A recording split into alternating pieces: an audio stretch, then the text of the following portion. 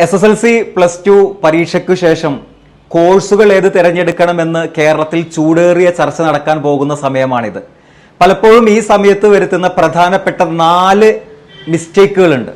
അവകൾ ചിലപ്പോൾ നമ്മുടെ life long നീണ്ടു നിൽക്കുന്ന മിസ്റ്റേക്കുകളായി മാറാൻ സാധ്യതയുണ്ട്. അവയെക്കുറിച്ചാണ് ഇന്ന് ചർച്ച ചെയ്യുന്നത്.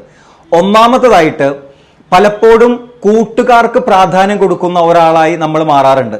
കൂടെ പഠിച്ച ആളുകളോ അല്ലെങ്കിൽ നമ്മുടെ നാട്ടിലുള്ള സഹോദരന്മാരോ ആയിട്ടുള്ള കൂട്ടുകാരികൾ പറയുന്നതിനനുസരിച്ച് നമ്മുടെ ചിന്തകളെ മാറ്റി ആ കോഴ്സിലേക്ക്, അവൻ പഠിക്കുന്ന കോഴ്സ്, അവൾ പോകുന്ന സ്കൂള്, അവനെ കാണാനുള്ള സ്കൂള് എന്ന രൂപത്തിലൊക്കെ പലപ്പോഴും SSLCക്ക് ശേഷം +2 പോകുന്ന ആളുകളും +2 ശേഷം ഡിഗ്രിക്ക് പോകുന്ന ആളുകളുണ്ട്.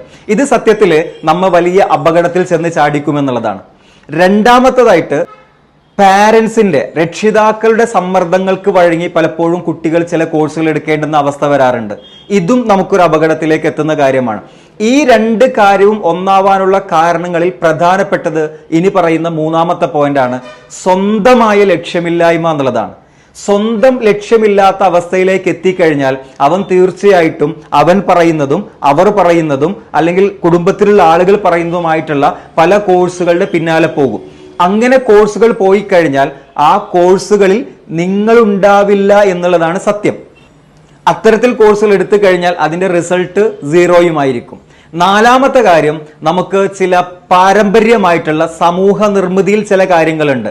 അഥവാ 8A+ കിട്ടിപ്പോയി, എന്നാൽ പിന്നെ നിങ്ങൾ ഇന്ന കോഴ്സേ എടുക്കാവൂ, അല്ലെങ്കിൽ നിന്റെ സ്റ്റാറ്റസ് ഇങ്ങനെയാണ്, അതുകൊണ്ട് നീ ഇന്ന കോഴ്സിനെ പോകാവൂ എന്ന തരത്തിൽ ചില സ്റ്റാറ്റസ് സമൂഹത്തിൽ ഉണ്ടാക്കി വെച്ചിട്ടുണ്ട്. ഇവയെല്ലാം വെല്ലുവിളിക്കാനുള്ള മനസ്സ് നമ്മൾ പാകപ്പെടുത്തിയില്ലെങ്കിൽ, നമ്മൾ ഈ 4 മിസ്റ്റേക്കുകൾ ആവർത്തിക്കുന്ന തരത്തിലാണ് കോഴ്സുകൾ എടുക്കുന്നതെങ്കിൽ നമ്മുടെ ഭാവി വലിയ ഒരു അനിശ്ചിതത്വത്തിലേക്ക് പോയി നിൽക്കുമെന്നുള്ളതാണ്.